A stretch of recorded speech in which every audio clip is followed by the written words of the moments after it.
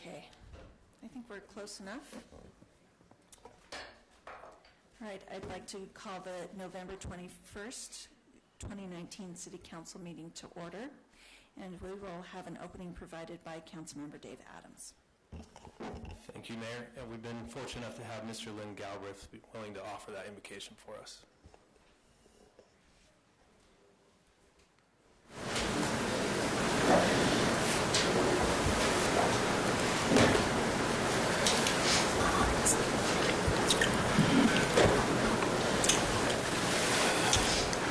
Our eternal Heavenly Father, we are grateful that we can be gathered as citizens tonight in this important meeting and as we discuss the things that are necessary for Kaysville.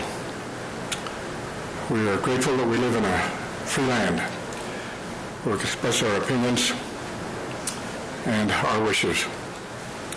We pray that Thou might be with this council, that they may make wise decisions tonight for this wonderful city in which we live. So we dedicate this time to Thee and do so in the name of Jesus Christ. Amen. Amen. Thank you. Pledge.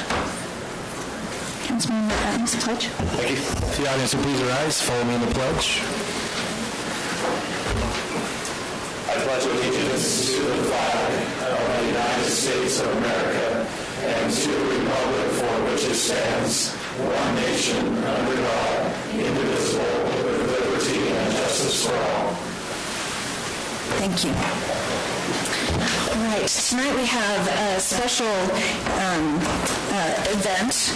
We are going to be swearing in our youth court and our youth court judges.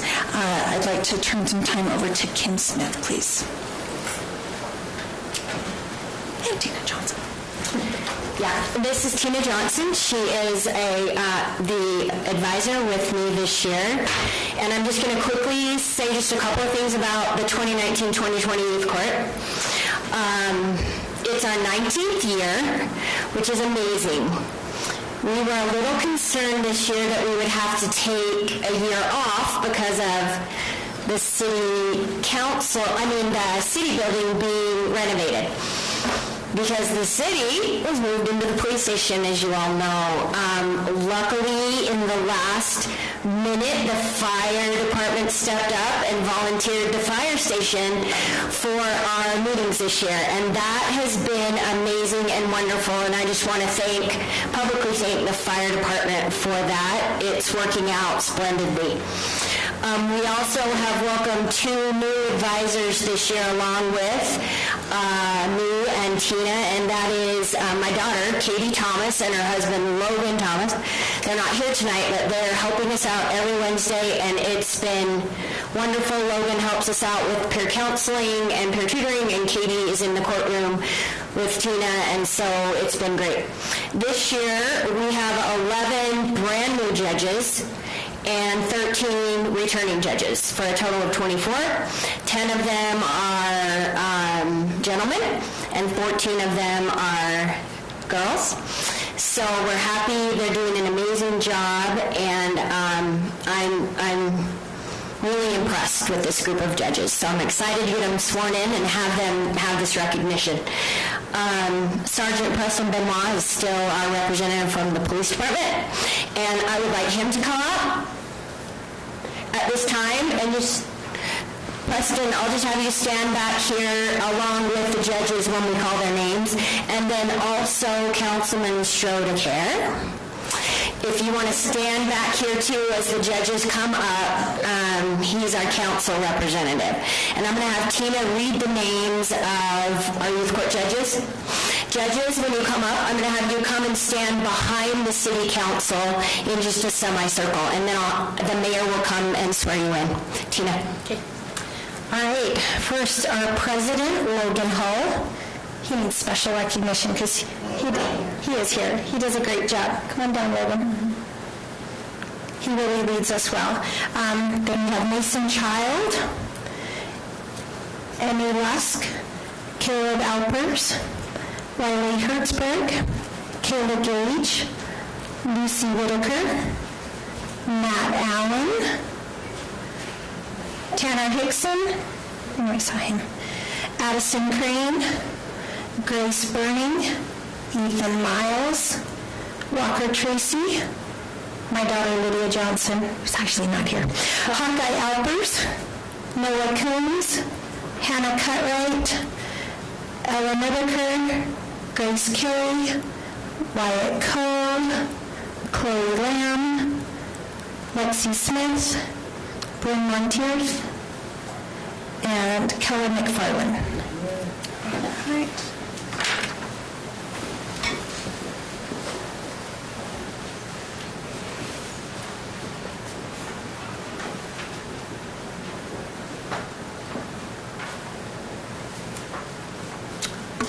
Thank you so much. Thank you for, and really the advisors and the mentors, thank you for really investing the time in our young people, and to you who have volunteered your time to help your peers.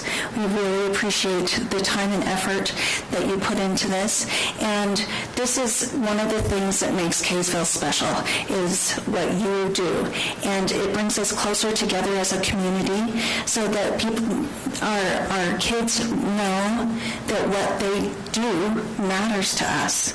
And so thank you for taking the lead on this and preparing our next generation. So congratulations on being chosen as a judge for the 2019-2020 Kaysville Youth Court. You will be performing a great service to our community, and we appreciate and recognize that service. Membership in the Kaysville Youth Court is a privilege. As a member of the Kaysville Youth Court, you are expected to serve as a role model for the community at all times. You are expected to uphold the strictest ethical rule of confidentiality. You are expected to demonstrate outstanding citizenship in school, at home, and in the community. I want to once again congratulate you on your achievement. I will now ask you to raise your right hand. And please, do you solemnly affirm that you will keep confidential the information that comes to your knowledge? Do you solemnly affirm that all of your actions as a member of the Kaysville Youth Court will be free of bias and prejudice toward any other person's age, race, sex, religion, national origin, or disability? Yes. Do you solemnly affirm that you will faithfully discharge and perform all responsibilities and duties required of you as a member of the Kaysville Youth Court? Yes. Thank you.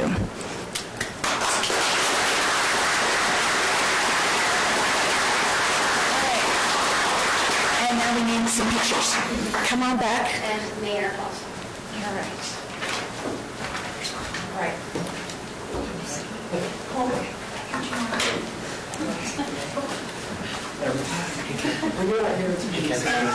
And council, I guess council can just stay where you are. Yeah.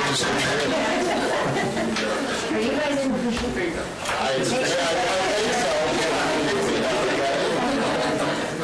So 1, 2, 3. Okay. All right, thank you.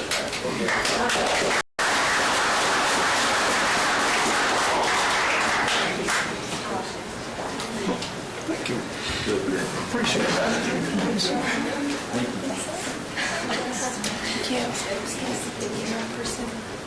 We'll see. And I just want to tell the judges that they're more than welcome to stay and watch the meeting, or you can be excused. You know you want to stay.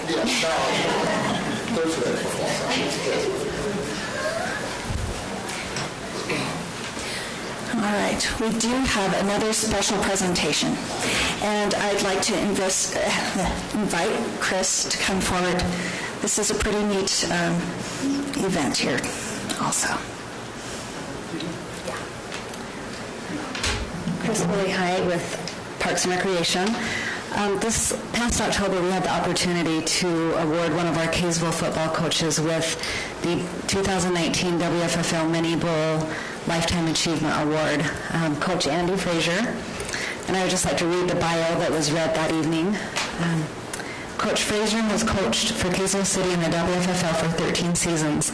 He has cherished the opportunity to coach all three of his sons during their elementary and junior high playing years. Coach Frazier's teams have participated in 6 mini bowls and have won 5. Coach Frazier loves football and the life lessons learned by participating in the ultimate team sport. He enjoys the friendships developed working alongside other great coaches. He believes it is a privilege and honor working with the exceptional boys and young men in Kaysville and Fruit Heights. Coach Frazier believes the ultimate objective of coaching is to help young men have fun, develop leadership characteristics, and strengthen personal confidence. His teams recognize the benefits of hard work and learn that they can do hard and challenging things. Kaysville City is thankful for the example of Coach Frazier to the other coaches and to his players. He exemplifies what it means to be a leader and mentor. Coach Frazier is a true asset to Kaysville's football program.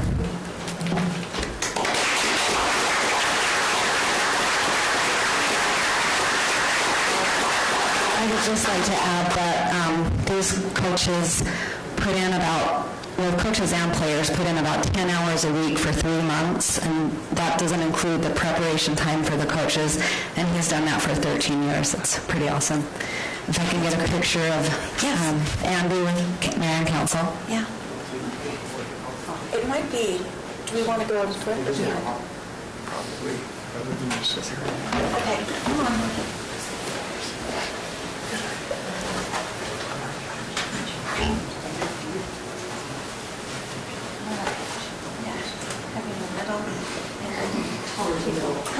Wherever you want to go. Yes, there you go. All right, thanks. Okay, 1, 2. Okay. All right. Thank you so much. Thanks. Awesome. Thank you.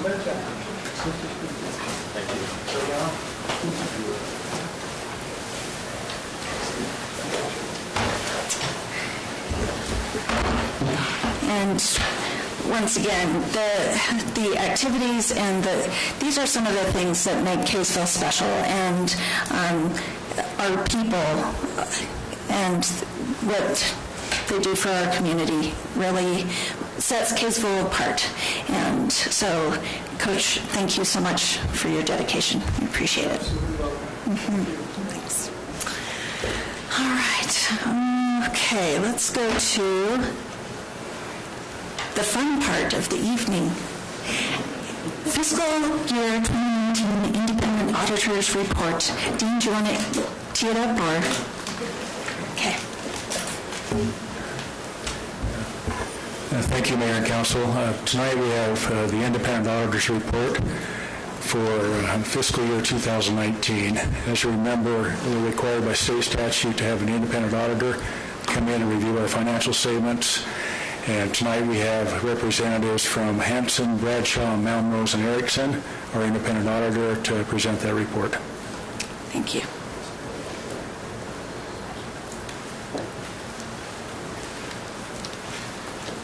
I know that you guys have all been waiting since last year for this very moment.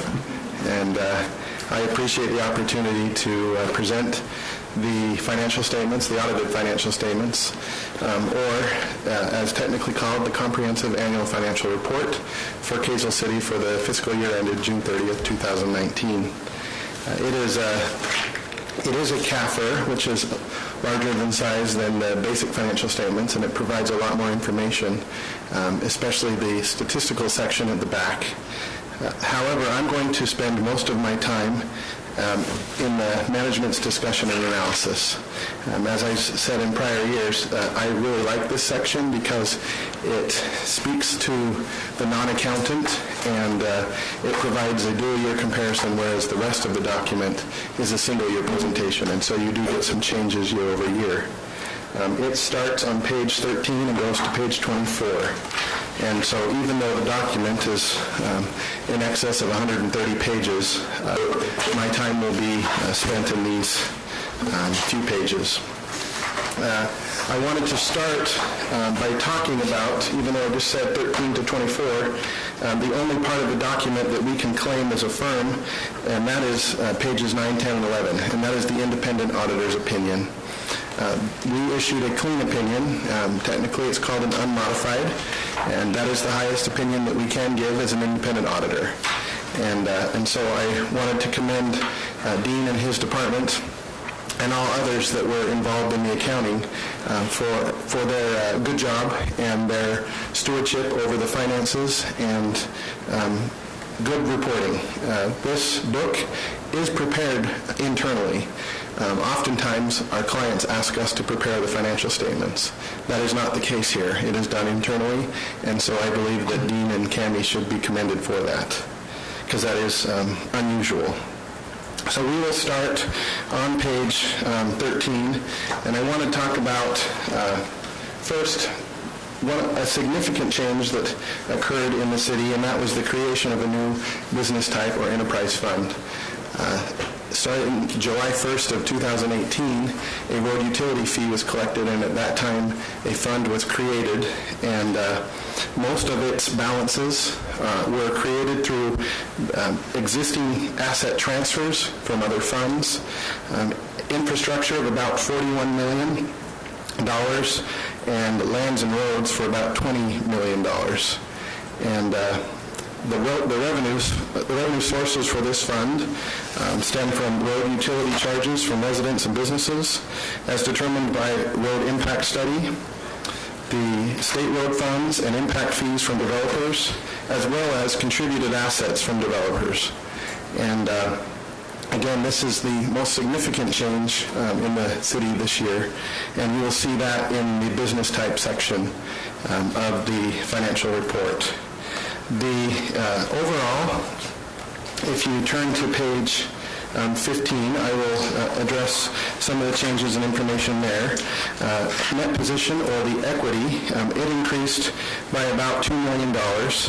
Most of the equity in the city is represented by capital assets, the buildings, the roads, the machinery, etc., and that represents about $127 million. Of the spendable equity, you have about $7 million that can be used for capital projects, existing and future, as well as debt service, current and future payments.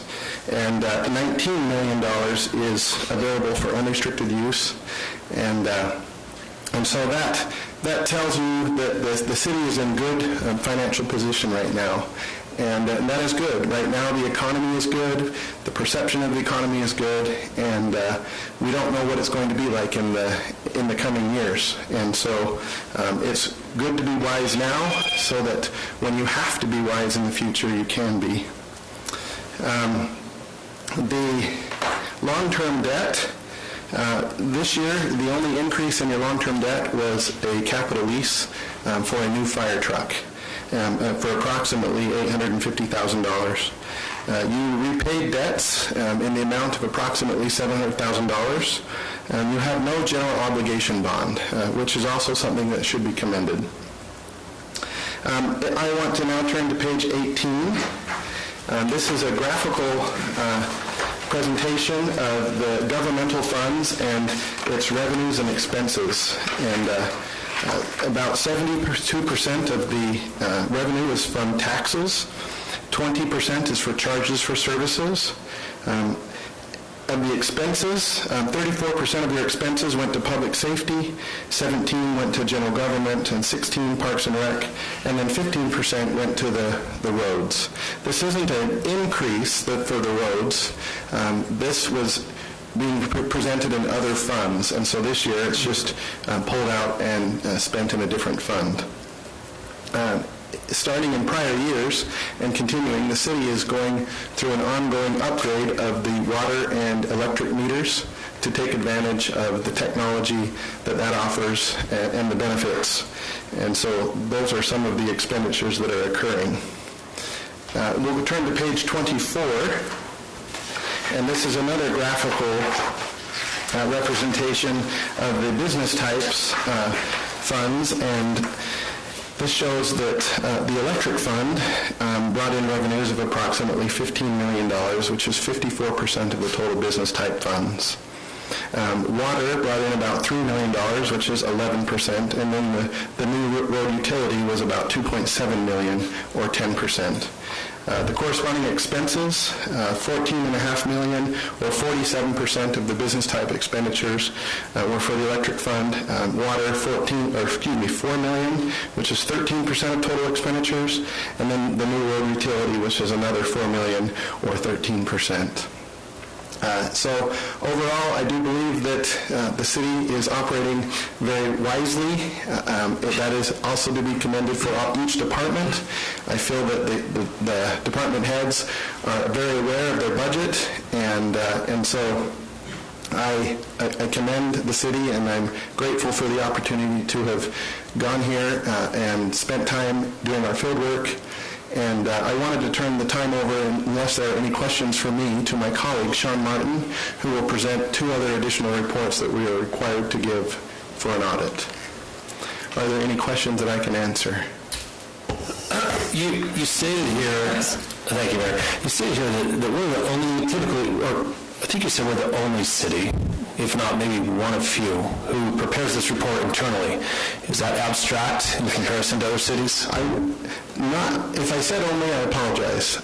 You're one of the few. Okay, I stated that in the question. So is it a little abstract that we're one of few?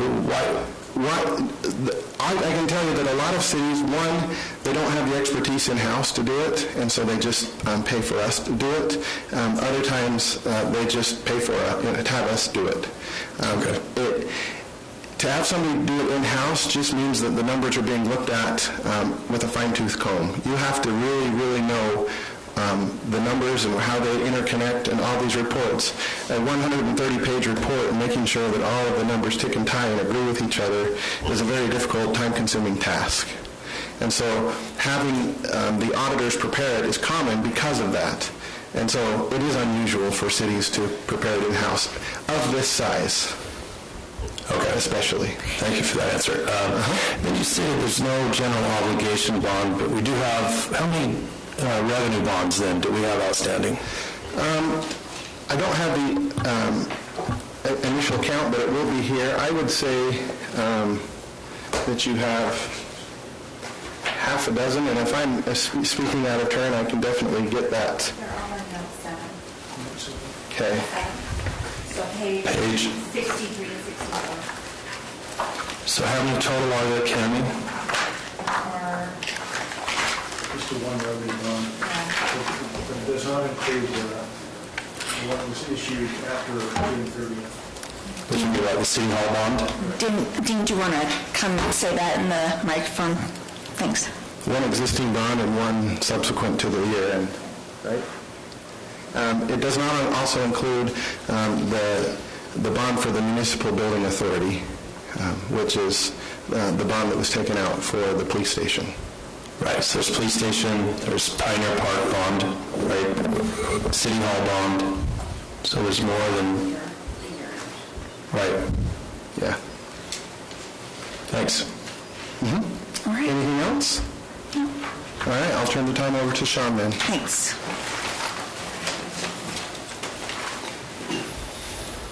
Thanks, Aaron.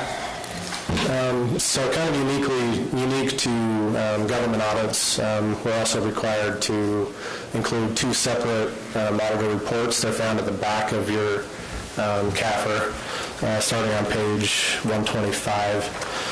This report is required under the generally accepted government auditing standards, and the purpose of this report is solely to describe the scope of our testing of internal controls and compliance and the results of that testing. It's not for the purpose of us issuing an audit opinion on those matters. And so even though we don't issue an audit opinion, we are pleased to report that during our audit, we did not identify any deficiencies in internal control over financial reporting that we consider to be material weaknesses. The second report is a report required by the Utah State Auditor's Office, and it's a report over compliance required by the Utah State Compliance Audit Guide, and that starts on page 127. And each year we're required to test your compliance on a handful of compliance areas, and there's you can see that list of what we tested on page 127.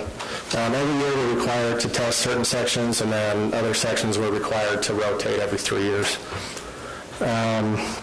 If you turn to so during this test work, we did find 2 small instances of non-compliance, and we can talk about those around page 130.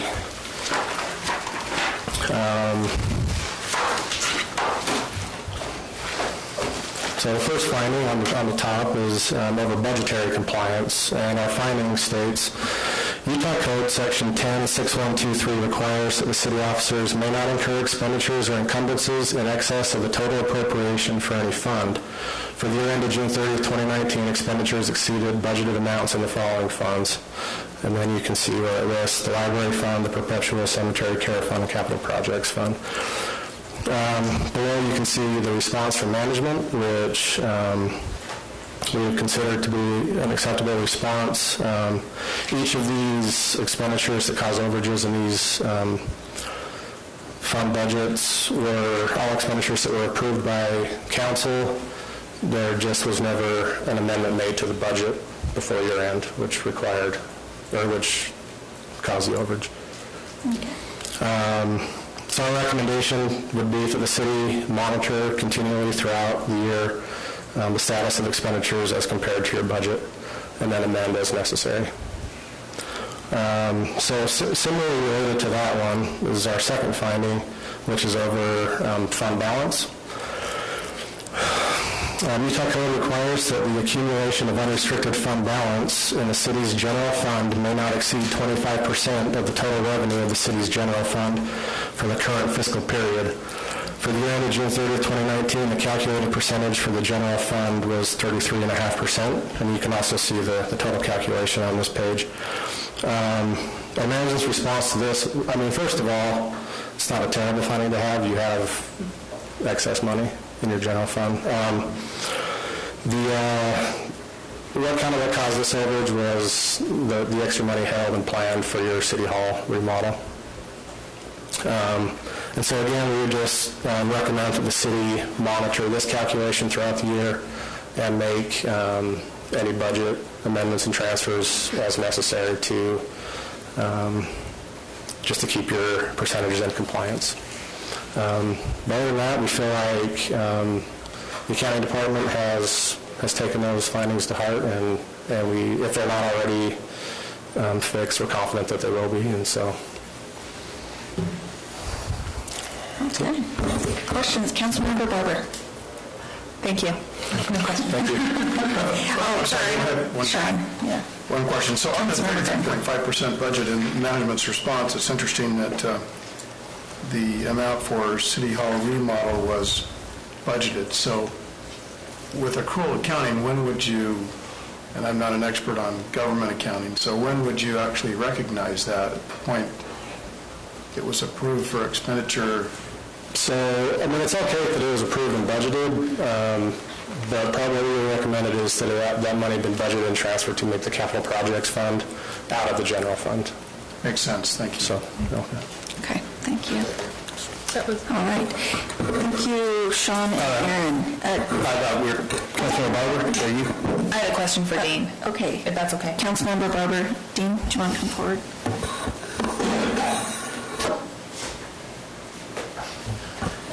Just on that excess revenue at the very bottom, I'm assuming, and Councilmember Grant alluded to this, I'm assuming that once we transferred, I think it was the $1 million for the library, would that bring us, do you know what percent that will bring us down to? That's correct. It will bring us below the 25% limit, and we knew that going into it as we planned for the fiscal year 20 budget, that we had additional monies there that we could use for the City Hall project.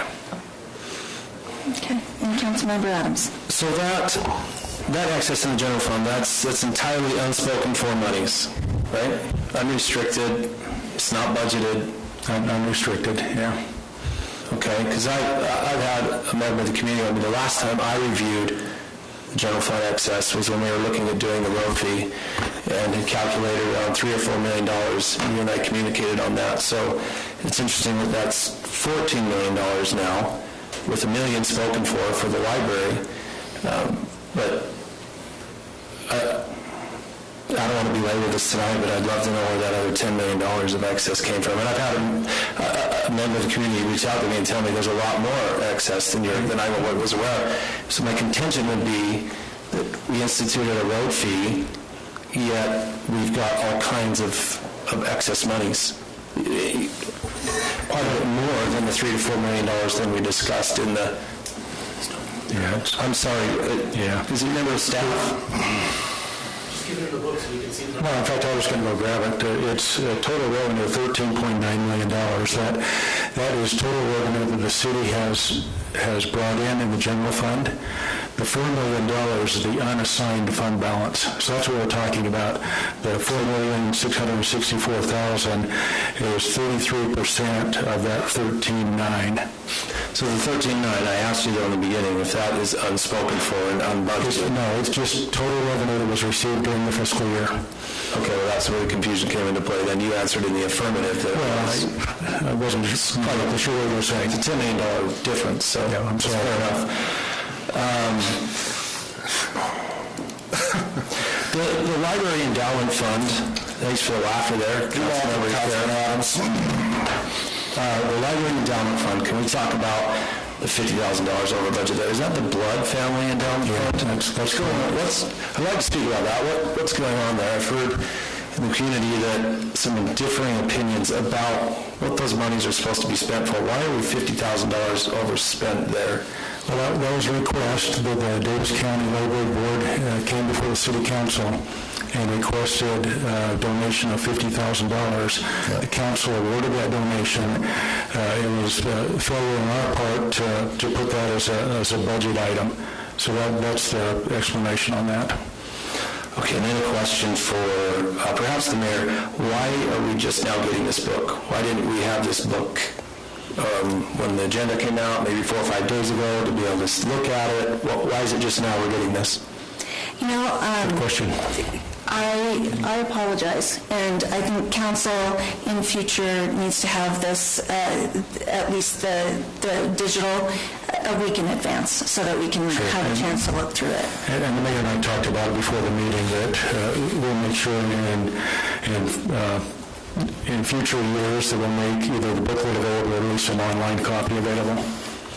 Okay, and then quickly on capital projects. So that's whole entire $694,000. That is all the fire truck? Mm-hmm. So it doesn't add up. The fire truck's about $850,000, right?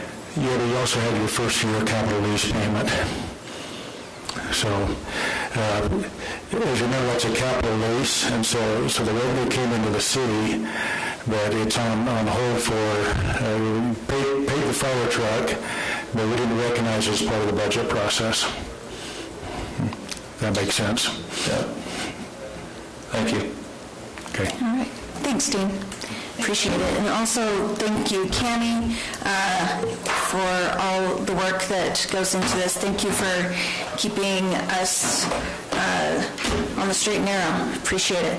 And we'll, next year, we'll get this out to people ahead of time so that we can see it. All right. Thank you. Okay, declaration of any conflicts of interest. Any conflicts of interest, council members? No. Okay. All right, moving on to consent items. I'd entertain a motion at this time. I'll move that we approve consent items A and B as presented. Second. It's been moved by Councilmember DeCare, seconded by Councilmember Garn. Any comments? Let's vote. Councilmember Adams. Aye. Aye. Aye. Aye. Aye. Okay, motion passes unanimously. Going on to our action items, creation of Kaysville City voter participation areas. Shane? Mayor? Can we go public comment? We will. The legislature passed HB 119 earlier this year, which allowed cities and required by part of that legislation for the cities to adopt voter participation areas. We've worked with Davis County, and Marie, I don't know if you have anything else to add at the end of this, so okay. I think during our transition between Maria and Anne-Marie, Maria got a lot of the emails that Anne-Marie probably should have received, but the county actually divided these areas up for us and presented these to us, and as a city, we just agreed to adopt those voter participation areas as they've presented. So it should be a map in your packet, and you can see those are divided up more or less by population. Mm-hmm. Thank you. We do not have anybody signed up for public comment on this item, so we'll go to questions from council. Any questions from council on this? Councilmember Garn. Yeah, the way I read this, it pretty much is exclusively designed in HB, where to go, 119, I guess, for the purposes of referendum, so the 10% in each area. Is there any other purpose to dividing up in districts? Not that I'm aware of. Okay. Thank you. All right, thank you. Any other questions from council on this? I'll entertain a motion at this time. I'll move that we adopt the creation of Kaysville City voter participation areas. Second. It's been moved by Councilmember Barber and seconded by Councilmember DeCare. Any comments at this time?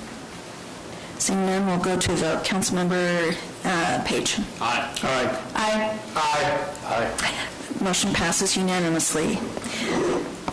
Preliminary plat approval for the Carouche, forgive me if Carouche, thank you, subdivision located at 946 East, 300 North, and Lyle. Thank you, Mayor. So by way of introduction to this item, and then we'll recognize that the applicant's here this evening as well if there are questions for myself or he. The property, which is addressed off of 300 North, actually has currently a dual frontage. You can see there on the corner off the cul-de-sac on 300 North where the current home faces. And the rest of the property actually has frontage along 200 North Street. And due to that, the applicant is interested in the potential of dividing the lot into two total lots. The existing home would stay on a lot of approximately 9,000 square feet in size, and the remaining property on the south end that fronts 200 would create a new lot for a new single-family home. The zoning stays intact of the R1A zoning district is single-family, 8,000 square foot minimum lot size. The Planning Commission has looked this over, found it to comply with the minimum lot size requirements, frontage requirements, and it becomes a little bit shallow, I guess you could say, as far as the lot size, but it does meet the minimum requirements, leaving enough size for a building on the property for a single-family dwelling. With that, they've recommended approval to the City Council, the preliminary plat as proposed, again, just a standard lot based on the R1A zoning. And I'll return that back to you, Mayor, unless there are questions of myself. Okay, thank you. Would the applicant like to speak? Any questions? Okay, not yet, but anything you'd like to add? No. Okay, all right. If you guys have any questions, I'd be glad to answer them. All right, thanks. You got it. All right. We don't have anybody signed up to speak to this in public comment, so we'll go to questions from council. Any questions from council on this? So it's a single-family dwelling you're proposing to put on? Yes, it is. Not a duplex or anything? It's not a duplex. It's just a single-family home. Okay. Thank you. Thanks. All right. I will entertain a motion at this time. I'll move to approve the Carouche subdivision preliminary plat. Second. It's been moved by Councilmember Garn, seconded by Councilmember Page. Any comments? We'll go to a vote. Councilmember Garn. Aye. Aye. Aye. Aye. Aye. Motion passes 5-0. All right. Congratulations. Okay. We'll go to preliminary plat approval for the Island View Townhome subdivision located at 750 East, 250 North, Advanced Solutions Group, Lyle. Again, thank you, Mayor. And so the council may recognize the property located not too far from where now, just on the northeast end of Davis Tech. And the property was recently rezoned to the R2 zoning district for the purpose of consideration of this development. At the time of the rezone, this was the concept plan that was presented to the council, essentially connecting 250 South Street through, creating 6 total lots. It's in a twin home configuration, 6 units. The Planning Commission has reviewed this and found that the layout to be consistent with what was approved with the rezone, meets the standard minimums for a twin home configuration. So they've also considered as part of their process the conditional use approval to do that. Typically, each lot would have an 8,000 square foot, minimum 70 feet of frontage. They've allowed it through their conditional use that we can split that and drop property lines between units, and that way each of the 6 units could be owned independently under a separate tax ID. And so the preliminary plot that you have here before you shows those homes laid out on the lots. And as presented, it would be a completion of the full right-of-way, curb gutter, sidewalk through there along 250 South Street, and you see the homes there, the lots again that meet those minimum requirements for the standard subdivision of that fashion. If there are any questions from that point, I'll return it to the mayor, and we're going to acknowledge that the applicant is here if there are questions of them as well. Okay. Would the applicant like to speak to this? Not at this time. I do not have anybody signed up to speak to this, so we'll go to questions from council. Any questions from council? I have one. Councilmember DeCare. Thank you. All right, yeah. So just for point of clarification, so the property directly east of this, that is a duplex, correct?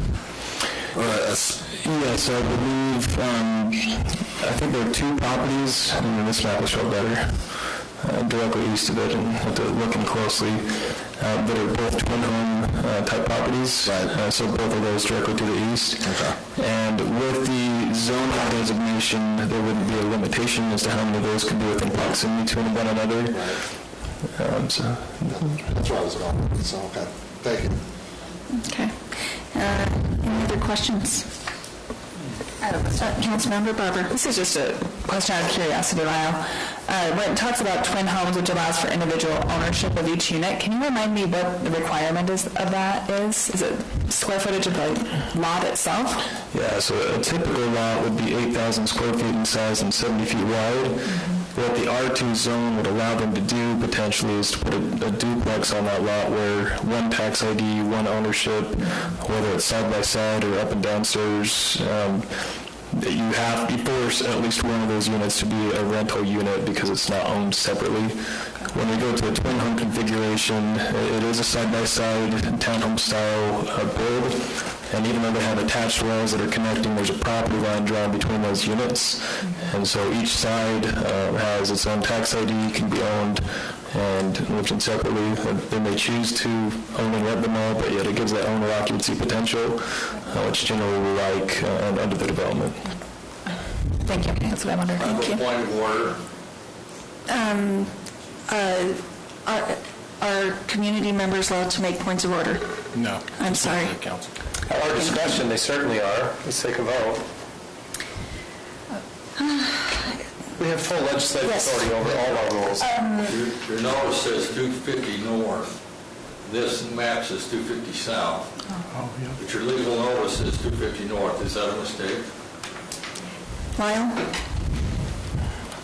So I believe the map would be accurate at 250 south, so the item would be there probably as a typo if that's what it states on the agenda. Okay. All right, thank you. All right. Any other further questions on this? Okay. I'll entertain a motion at this time. Yeah, I move that we approve the Island View Townhome Subdivision Preliminary Plan. Second. It's been moved by Councilmember Page and seconded by Councilmember DeCare.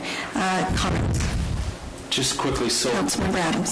So the address is in conflict, or it's not? So the address you see here on the map, 831 East 250 South, that is the accurate address for this, the same as is shown on the plat with 250 South Street. I'm just pulling up the agenda itself. I believe what the resident is saying is that the agenda says north instead of south. It does. Does that invalidate what we're doing? Or do we just need to? It depends on what the attorney said. So Nick? Well, Lyle, maybe you could just tell us what was noticed on the property and that way. Yeah, I'd have to look into the full notice on it. So through the preliminary process, we put up signage on the property. I'd have to look at how it was stated on the planning commission and prior agendas for the final plot process beyond the public meeting notice of the agenda itself. There's additional notice that's been out.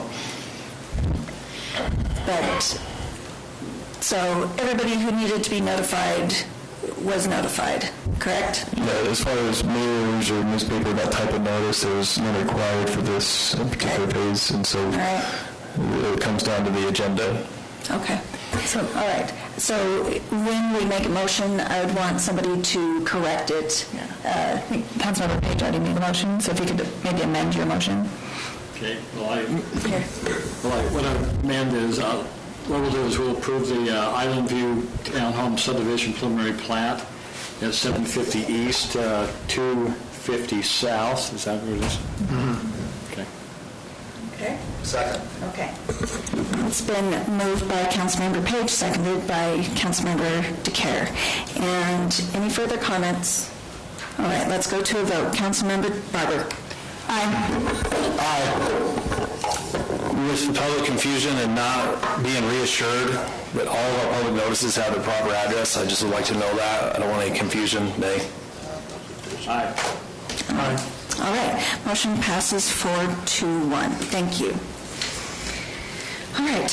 Now we're going to go back to general plan amendment, which was tabled last council meeting.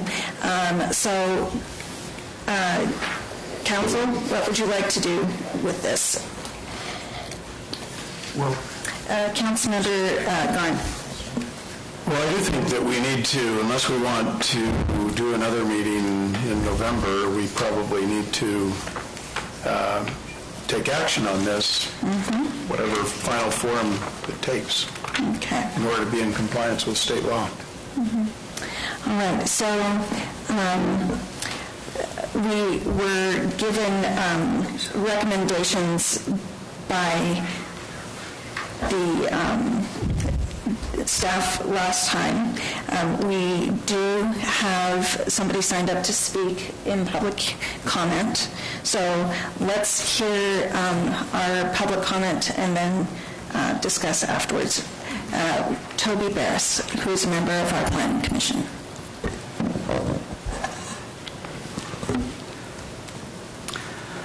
Mayor and Council, I thank you for this opportunity to speak. As was mentioned, my name is Toby Barris, and I'm a member of the Planning Commission. So I'd just like to emphasize that I speak for myself, and my comments don't necessarily represent the Planning Commission as a whole.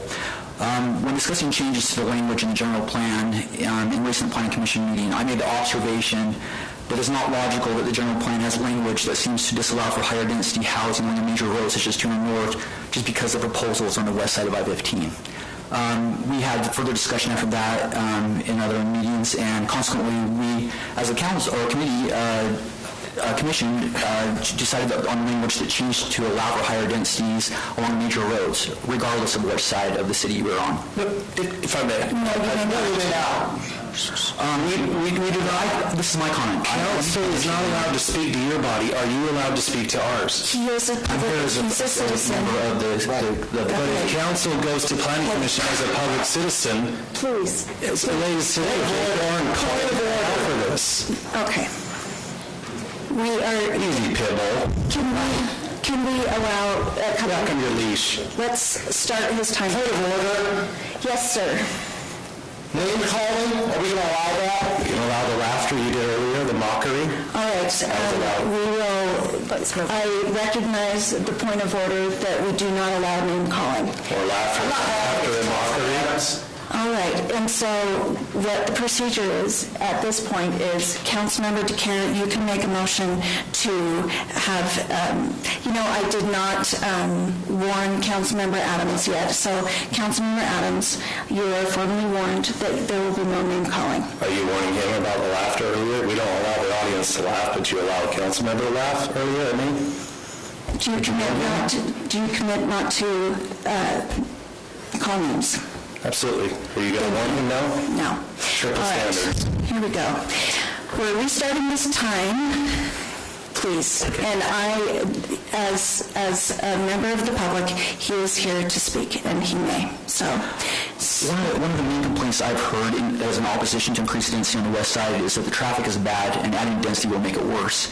As a person that lives on east of I-15, I can attest that the traffic is bad everywhere in the city.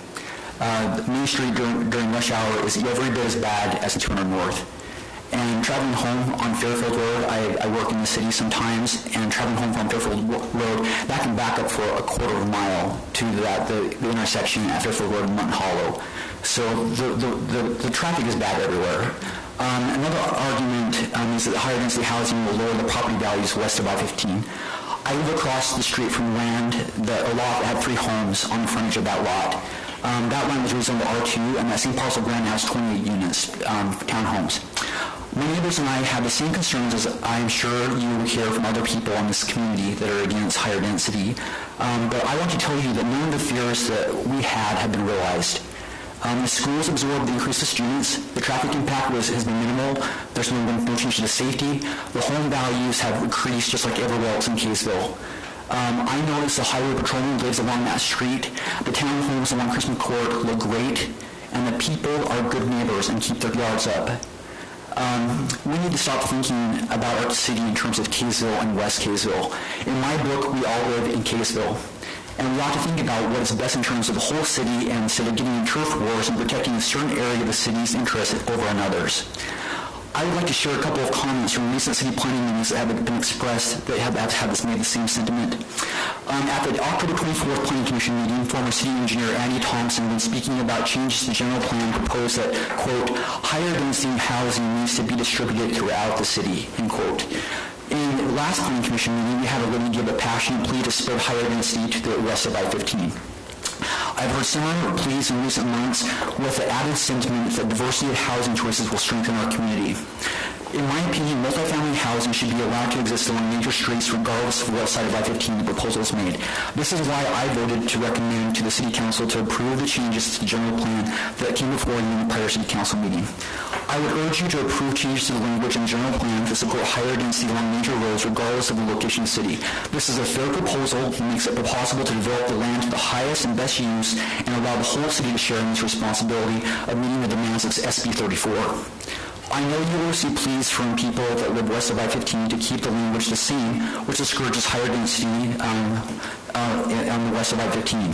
I remind you that you represent the citizens of the entire city, and there are many that feel contrary to the opposing views that you might hear. Please have courage and do what is fair, equitable, and best for the entire city. Thank you. Thank you. Thank you. All right. All right. Councilmember Adams, you asked a question about could Planning Commission come and speak, and the standard of can council members go speak at a Planning Commission meeting. I think the difference there is that city council members have the chance to they're elected and they have the final say, and using influence in the Planning Commission unduly influences Planning Commission. So I think that would, Nick, what's the standard? One other distinction is that the Planning Commission has already taken their action. Mm-hmm. So while Mr. Barris, it would be inappropriate for him to come and speak on behalf of the Planning Commission. Mm-hmm. You already have the Planning Commission's recommendation. Where if a member of the City Council was to go to the Planning Commission, they're influencing the process as it's going. Mr. Barris, mm-hmm. his action in this issue's already been done. He's already cast his vote, and so it's... And one couldn't argue that that's an attempt to influence our decisions by coming here. So one couldn't argue that a council member could not come under the same guise to their body as a citizen and speak to their body over matters that might directly affect them. That's a double standard. Well, the problem is that if you speak at the Planning Commission, you may run into conflict of interest issues here at the City Council. So it's in your best interest not to speak there. And I think that what this citizen was doing was actually affirming the decision of the Planning Commission. It's not separated from, yes. Mayor, also in item number 1 of the Code of Conduct that was passed by the City Council, it says, members of council shall refrain from using their position to unduly influence deliberations or outcomes of board, committee, commissions, and staff deliberation proceedings. And there's I think the Code of Conduct at least is silent on the reverse of that. Okay. All right. Thank you. So it doesn't specifically spell out that a member of council cannot speak at Planning Commission. I think it does. Exactly. It's just that you can't use your position to unduly influence, but it doesn't say you may not go speak as a citizen at a Planning Commission meeting. Does it or does it not? Members of council shall refrain from using their position to unduly influence deliberations or outcomes of board, committee, commission, and staff deliberation proceedings. So I guess one would have to interpret it if getting up and speaking in public comment is doing that. Yeah. Okay. A council member putting on a citizen hat and just going and expressing another view to the Planning Commission as they're making decisions. I don't see how it's any more or less wrong than what we just witnessed here today. So I don't think we should ridicule people who go to Planning Commission and express their feeling there as a citizen. Okay. Well, I'm not sure that we need to rehash things that happened a year ago. And I don't know what you're talking about. So we're talking about in the recent history of like the last week, Mayor. Okay. You're off the rails. All right, let's move on. Thanks for answering those questions for me. Let's talk about the general plan amendment. And so I'm open to last council meeting we were at an impasse. So would somebody like to make a motion to start us off on how they would like to proceed? Councilmember Gunn. Yes, I'll make a motion to adopt the changes, the amendments to the general plan as revised since the last council meeting. All right. Second. Thank you. It's been moved by Councilmember Gunn and seconded by Councilmember DeCare. Comments? Councilmember Barber? Councilmember Gunn first. Well, I've been talking a lot, so can I defer to Councilmember Barber first? Thank you, Chair. I have several comments. I think my first is I got a lot of feedback from residents after our last look at this, and I think it's just a good process that we're going through and we're involving the community in, and a lot of comments about our general plan update. They'll be coming in 2020, so I think we'll really look forward towards that while still, of course, being in compliance with SB 34 right now. My first question when we go actually to the general plan itself is under housing. There's the A and B. And I think the one resident that we had speak right before talked a lot and made a really good point about the unifying of East and West Kaysville, just that we're one Kaysville. And so I wonder if we should look at the wording there and not specifically calling out west of I-15 versus east of I-15 and condensing those into one recommendation. So, Councilmember yeah, actually, I had a little different comment, but in view of Councilmember Barber's comment, as I was reading through the change, I was trying to see if there's still a distinction there. I'm not sure there is, other than the fact that the language is naming, it says, existing, so both say match existing neighborhoods unless it's on a major street, in which case, medium density. And the thing I like about that is then the ordinances define and the zoning process define what medium density means. So there's limits within the ordinance itself, and then each situation can be considered by future planning commission and council. So there's not really any distinction there. It's the same east-west. The only reason for separating them out, because you could put it for the whole city, is where it's listing what the arterial streets are, which are different between east and west. Couldn't you just list them all? So you could under one, but you'd still probably, I guess you could take out the words east and west, but I mean substantively the effect is exactly the same, and it's just a matter of, for me, I'd prefer to have them, leave them separate, because it's like, I like 1, 2 bullet points, it just kind of separates it in my mind. Mm-hmm. But I think as far as the distinction between the two, it's really arguably already been eliminated. East and west are the same. Yeah. Okay, thank you. Right. Other comments? Okay. I think, yes, Councilman Adams. I think this whole east and west thing that keeps coming up socially in town, it's not a dividing factor. It's a way to geographically reference where one, more distinctively geographically reference where one lives in the city. I tell people all the time, I live on the west side of Kaysville. It doesn't mean, I can't stand the people on the east side. It doesn't mean that at all. I never said that. I've never heard anyone who says I live on the east or the west side say, I live on this side because I can't stand the other side. The thing about this is for the last umpteenth years, the general plan has called out for West Kaysville to be a specific type of landscape. And so you have a lot of people who moved out there for those specific reasons, specifically for the half acre. That used to be 1 acre or greater, and now it's already down to less than half acre, okay? And now the council and planning commission are trying to whittle it down even more. I don't like this verbiage. I don't really care for the changes. I think all we did was exchange the physical numbers of 10 units to the acre on arterial major streets and 16 units to the acre on 200 North and 4 blanket to the acre all across the west side. And I think we've exchanged that for more comfortable wording that says median housing density or similar housing densities. I think we're perpetually diluting down, and I'm going to refer to it simply as the west side to distinctively geographically delineate which area of the city, and that's the way it's been promised. I'm not saying that we can't make some changes out there, but I'm saying that in the context of property rights, we also have to honor those who already have property, who already live out there, and who already have their property rights. They'd like them to be upheld as well. They were told certain things. I get things change, but for us to keep whittling away at the zoning, you yourself, sir, and speak to you a little bit, in reference to your comment, you made reference of how busy all of Kaysville is traffic-wise, how big of a nightmare it is already, and you're absolutely lobbying for explosive growth. I would dare venture to guess that you're the planning commission member who was fine with the 270-unit complex in West Kaysville. So you're advocating for explosive growth, but on the other hand, you're saying traffic's a nightmare. Well, those don't add up. 2 and 2 doesn't equal 4 on that. Forgive the reference to national politics there this week, but that doesn't add up in my book.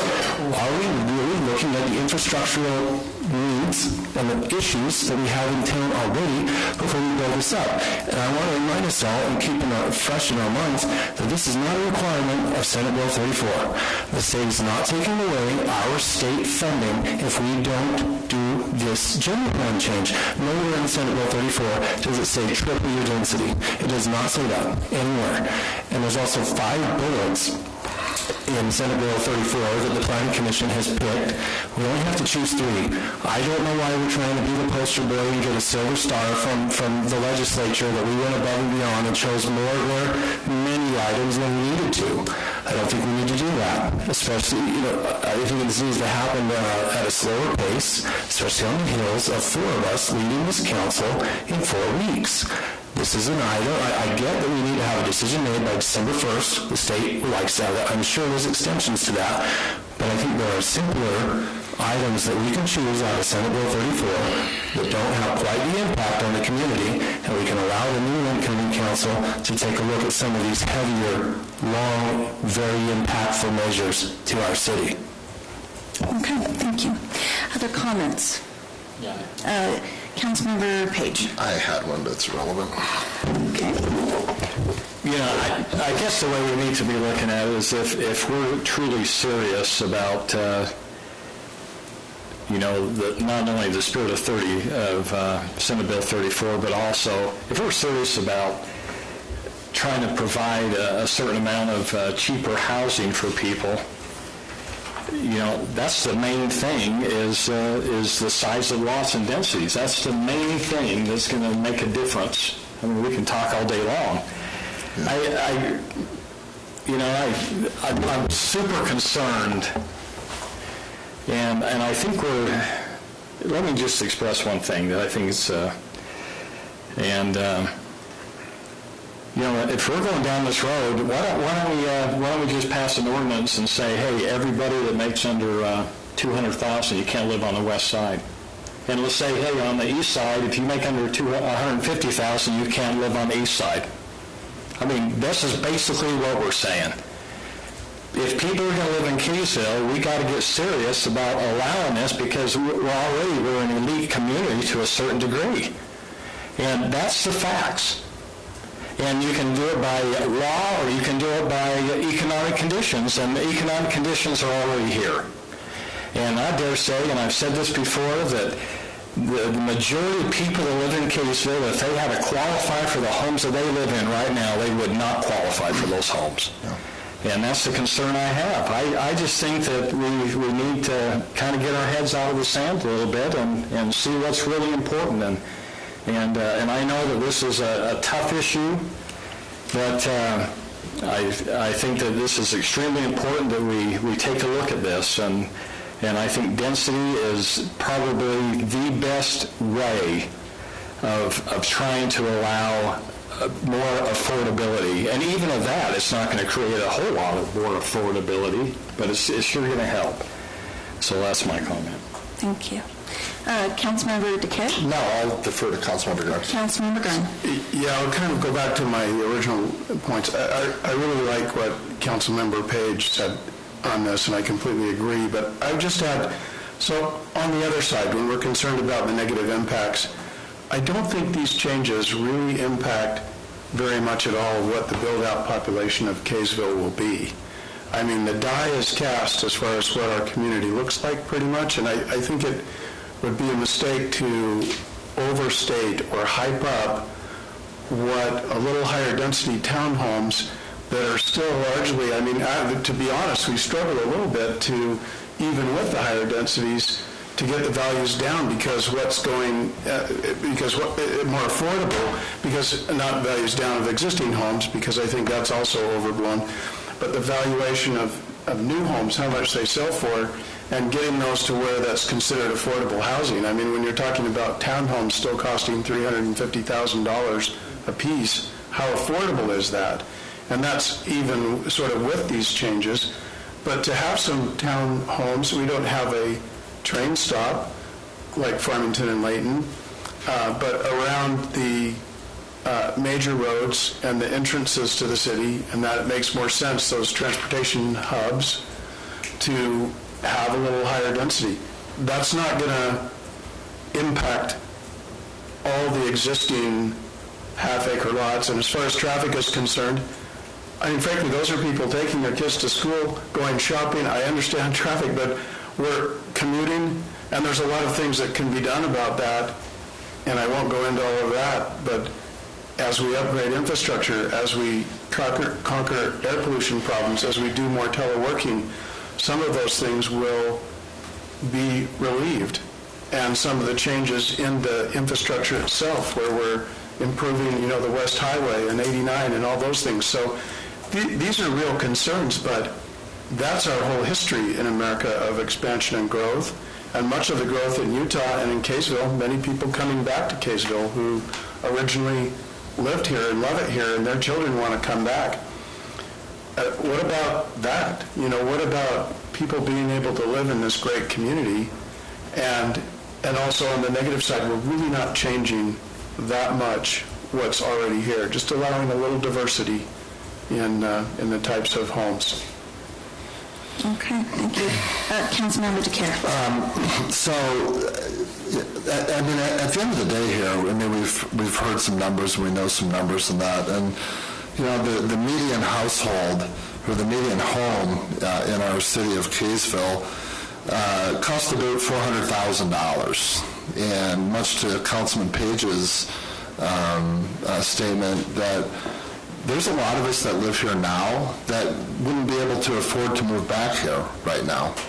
I'm a state worker. I can assure you right now I wouldn't be able to move into the house that I live in, up off of 89 on Oxford Drive. And I do believe, though, that the diversity of housing here is something that we must firmly address. I mean, I think that it's an issue. It's something that we need to look at. It's something that the future council that's coming in here in a couple of months is going to have to address and look at in very serious light. And future planning commissions on top of that one, too. So, not only is this an issue here locally in Kaysville, I was watching the Democratic debates last night, and housing came up there, and as something that we as a nation struggle with and have to deal with. And the fact that the state of Utah, the state, the Senate, has come down and said, hey, Senate Bill 34 is going to be put on municipalities, and you guys are going to have to wrangle this and deal with this and kind of sift this out and see where it's going to go. And then see like where we're at, we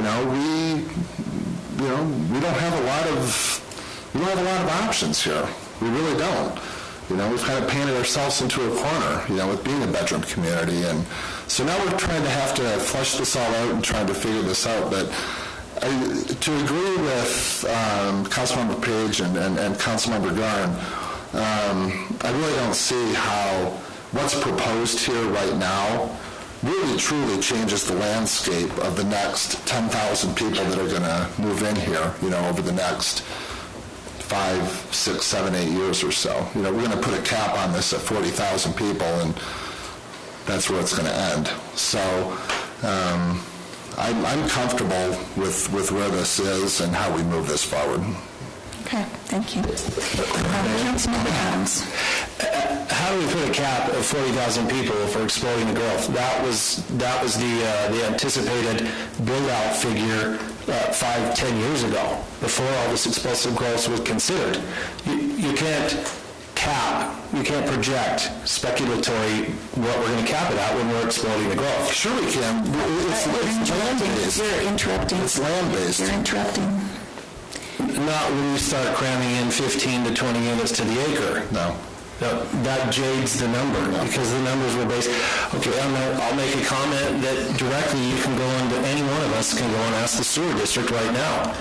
I just was speaking with them a month ago about these changes that are coming, and as they've told me for the last 5 years, and they've reiterated to me again, we have designed West Kaysville based on what you all have told us for the last 30 or 40 years, which was to plan for 2 units to the acre, half-acre lots. Our trunk lines cannot handle all of this stuff that you're thinking of doing here. We're not designed for it. So we may need to get prepared to build, to have our sewer taxes go up when their facilities have to double. Their facilities are already getting 30% of its operations cut off because of legacy highways. So that's already a tax increase, because now we have to truck our waste clear out to the West Desert. Now if we're shoving more waste than they're designed to handle, when they already can't really handle what's coming out of them right now, I'm just saying there's infrastructural needs that I don't think that we're totally considering here. And I think we're just easily going down the road of, hey, let's just pander to things. And I don't think it's a snobby attitude that people take on this whole east-west thing, or a snobby attitude. I mean, there's market forces at play, and it's called supply and demand.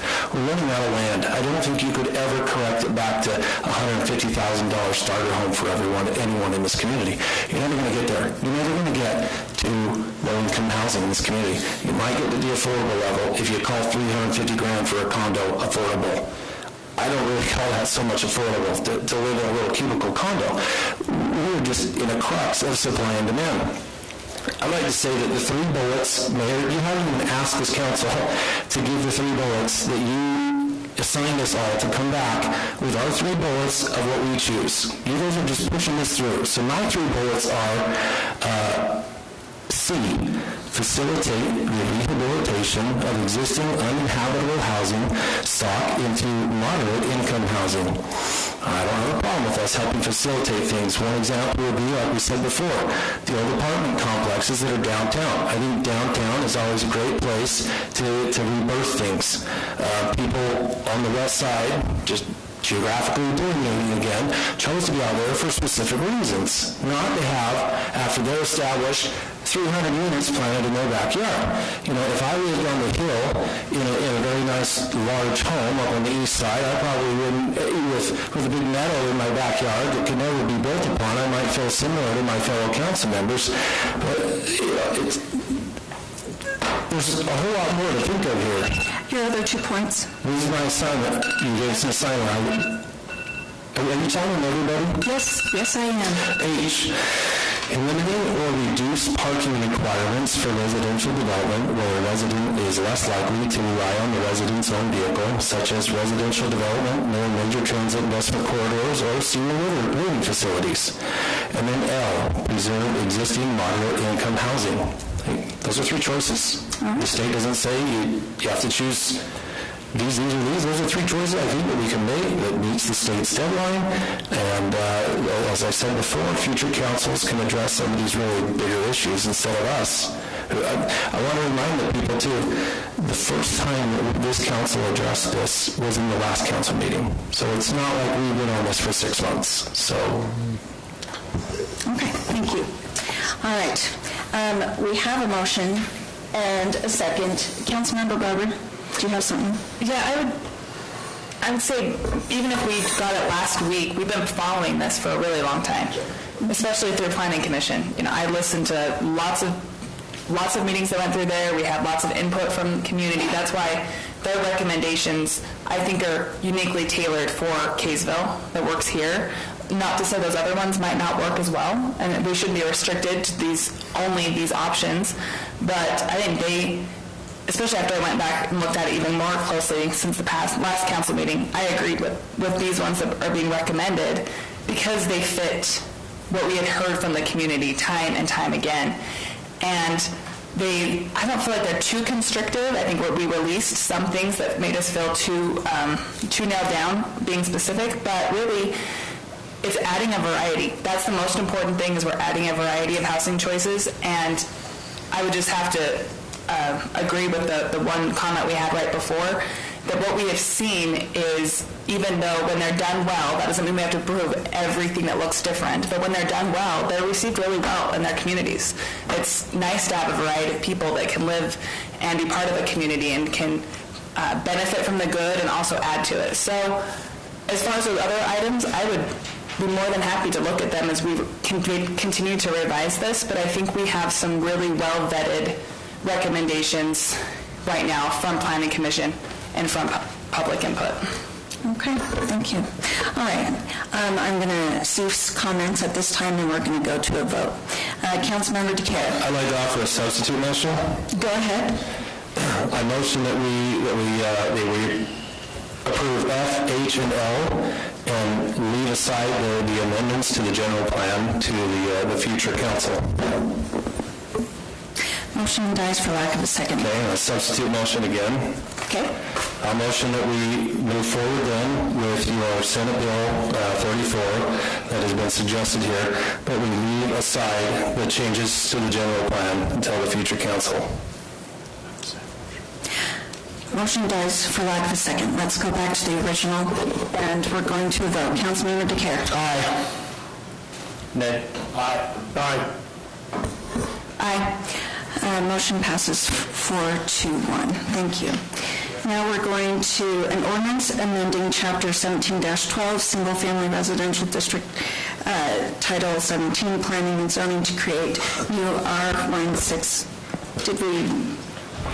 Single family 6,000 square foot lot district. And Lyle, do you want to explain? Thank you, Mayor. So part of the conversation that's been in place over the last several months, the Planning Commissioners have talked about this housing, highlighted this particular need or opportunity. Some of the specific developments that the council has looked at in recent history and the zoning designation, the process it's been through, essentially created R16 type subdivisions, but they were done under an R2 designation or something different because that's what the city has on the books. Currently we have in our single-family zones, the highest density is an R18 zoning, which is roughly 5 units an acre, and then the next option currently within our ordinance goes to an R2, which is about 10 units an acre. So this creates an opportunity or an option that would create a single-family zoning designation at about 7 units an acre. But again, it doesn't actually change the zoning on any properties in town, but it puts another tool in the toolbox for the city that when considering development, this could be something that you would be able to consider and choose. Again, to bridge that gap is something that might more appropriately fit some of the housing that you're currently seeing. The differences and distinction here, again, is a single family, 6,000 square foot lot. The ordinance is proposed, I'm trying to get the numbers accurate for you. It does allow for a smaller frontage requirement than some of the other lots in the zoning districts. So an R18, for example, has a 60-foot frontage requirement. The R16 is proposed would allow for a 55-foot frontage requirement, so slightly more narrow. Otherwise, the rear yard and side yard, actually the rear yard would be the same, the front yard would be the same. But it does also have a unique side yard. We're typically seeing 8-foot side yards in developments. Under a standard subdivision, this would permit 5-foot side yards, excuse me. And that comes simply from consistency with other developments that we're seeing already, where we're regularly doing PRUD, R2, and then trimming back. That's what we see frequently from recent developments, those 5-foot side yards. So with that, the Planning Commission has held a public hearing and made recommendation to the council to approve the ordinance as recommended. And again, I'd be happy to take questions. Okay, thank you. There's nobody signed up to speak to this item in public comments, so we'll go to questions from council. I have one. Councilmember Karen, then Councilmember Green. Just a real quick one. Sorry. Real quick, so this is going to be something that's citywide, though, correct? I mean, east to west, north to south. This is going to be something that's. I guess it's all going to be on a case-by-case basis, though, right? But it's not going to be. It doesn't matter what part of the city it's in. It's still going to be something that's going to be uniformly applied to, all geographical areas of the city.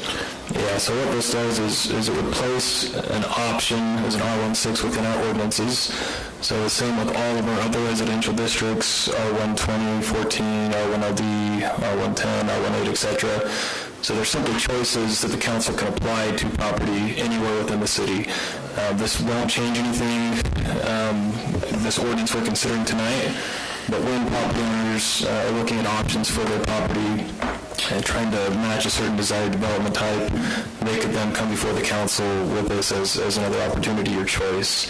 So you could apply it east, west, north, south, as you will, on a case-by-case basis upon request, and consider whether or not it's appropriate. Again, it just becomes an option for you as a council to place this, and we felt that at least the Planning Commission's findings were that it kind of bridged a gap where we were jumping pretty high from 5 to 10 as really the only choices. Thank you. Okay. Councilmember Page. All right, appreciate it.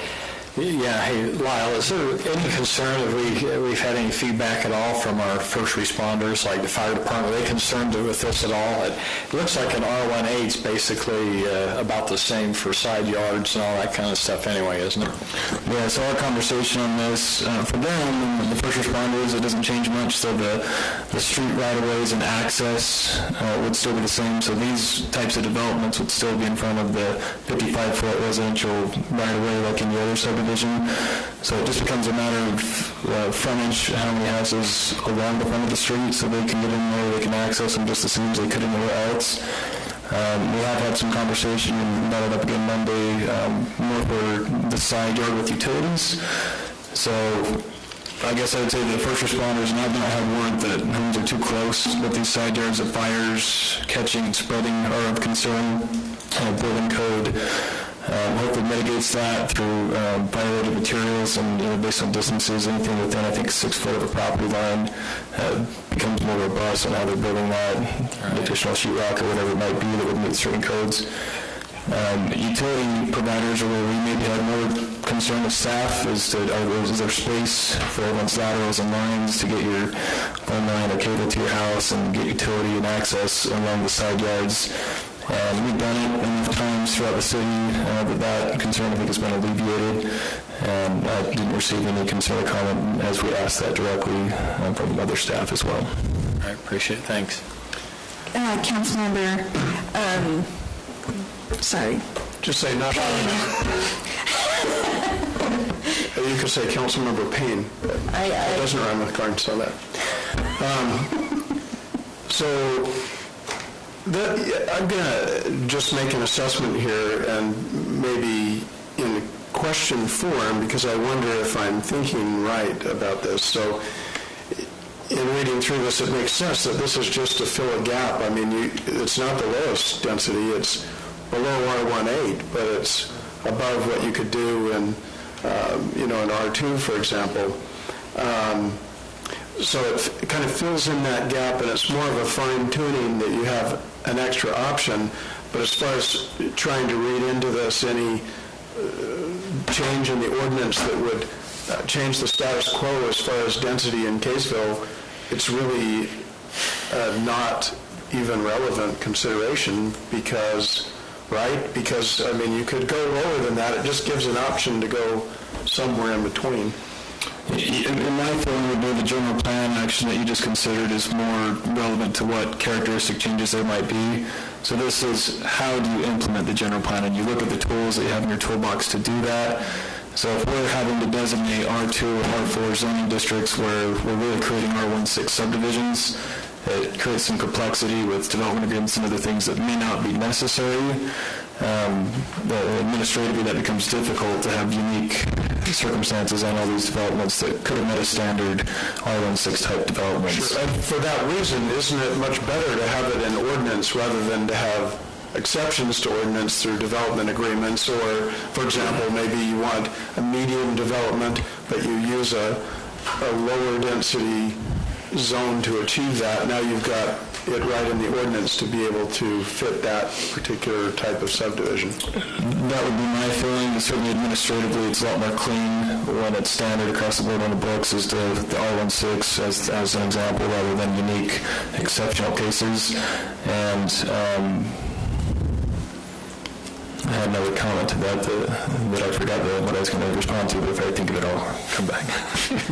Okay. Thank you. Councilmember Barber. Lyle, could we pull up from the packet to see? I think it's really nice when you can see the grid layout of all the different zonings, and you can see the square foot requirements, and then there's the width of the buildings, side yards, things like that. I think for the audience that might be helpful. So then you can compare where this is actually going to fall in line. And I actually can think of several developments where this would have been a useful zone to have because it fit more like an R16, but it bled into the other ones that were not quite in line. So I think it's a great thing. I appreciate Planning Commission taking this on and adding it. I actually think there are other zonings and designations that would be helpful as we go through this, because then you get really good clarity on exactly what will be going in there when you have a rezone. Thank you. Yes. And if I just remembered my forgotten comment. So not only administratively does it provide clarity, but I think Councilmember Barber brushed on. I think politically there have been concerns on these recent developments we've seen where they're asking for this type of subdivision, and I'm not going to say maybe they like it or not, but it feels a lot scarier when we're calling it an R2 or another zoning designation when maybe that's not what we're actually trying to accommodate. And so for the public to understand the nuances of the exceptions and development agreements and refinements that we can do and have done historically in the zone, if we have it clearly stated within the ordinance what those developments will look like, I think it helps the public, to Councilmember Barber's point, understand what they might expect with those designations. Okay. Councilmember DeCare. One last quick comment from someone that really loves land use. I really think that just to echo Councilmember Barber's comment, something like this is a really, really good thing for our city. It puts a definition and it puts a modicum of clarity on things, and it really helps define what we're doing in our residential neighborhoods. So, I would really like to give a lot of appreciation to our Planning Commission for working on this over the past 6, 8, 10 months or so, and coming up and bringing this before us. And so, yeah, I have absolutely no problems with moving this forward. So, okay, thank you. All right, I will entertain a motion at this time. I'll make a motion that we create. Let's see here. I'll make a motion that we approve ordinance amending Chapter 1712, Single-Family Residential District of Title 17, Planning and Zoning, to create new R16 Single-Family District. Second. It's been moved by Councilmember DeCare and seconded by Councilmember Garn. Comments? Although there were a lot of comments already going on. Kind of mushed those together. They were good comments. I questioned them. Okay, let's move on to a vote. Selectively allowed. Of course. All right, let's go on. Councilmember Adams. Aye. Aye. Aye. Aye. Motion passes 4-1. Thank you. Allow me to explain myself, maybe for members of the audience. I don't mean to be critical when I say selectively allowed, but we have a format. We do questions first and then comments later. And plenty get rebuked when you break that format. That's why I'm saying it's selectively allowed tonight. F, an ordinance repealing ordinance 19-9-4 relating to the telecommunications department and utility. Shane, is that you? I can speak on this, Mayor. Yes. This 5F and G are kind of the same thing. They're just, on September 19th, the council passed an ordinance and 2 resolutions authorizing a telecommunication department to be created, and these would just repeal those actions, and that's basically the gist of them. Okay, thank you. All right, and we have Paul Hayward to speak.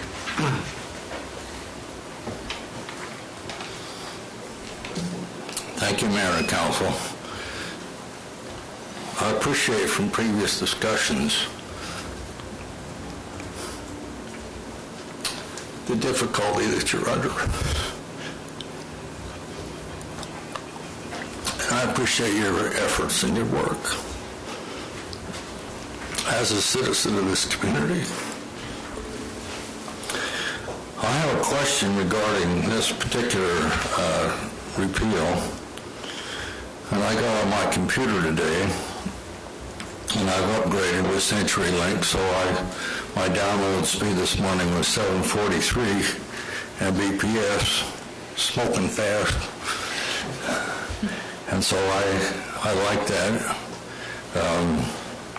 I had the opportunity to defend one of my neighbors, the council's position on Proposition 5.